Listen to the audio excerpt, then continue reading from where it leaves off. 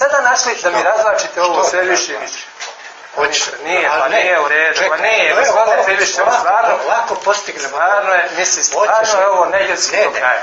Hoćeš ti da ja donesem presudu i bez saslušanja doktora? Donesite vi presudu kako god hoćete, što se mene tiče. Dobit ćeš je vrlo brzo. Odmah. Donesite kako god hoćete, odluku samo donesite. Jel jasno? Znači imam obavezu. Šta hoćete vi time da kažete? Vi ćete time da kažete da me osudite, jel? Kakav je to način? Zašto sudija tako se ponaša? Mislim, zašto me? Pa to je pretnja, mislim. To je pretnja, mislim, ružno je da sudija jedan optuženom kaže hoćete sad da ja to prekinem da onda... Ne, to nisi... Šta bi drugo moglo biti? Nisi saslušao. Ja hoću da iščitam sve jedan papir pre nego što odlučim. Da iščitam i da na jednu stranu stavim okolnosti koje...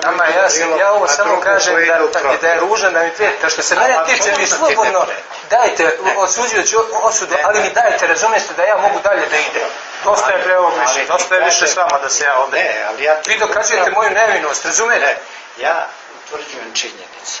Znači... Jeste rekli da dokazujete moju nevinost? To što sam rekao u holu ili ne znam, nije ni... Od 2 puta ste mi rekli.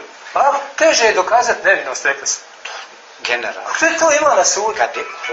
Gde god ima prijava, pretpostavka da je to. To stvarno nema smisla. Dobiš presudu i... Doviđenja, prijatelj.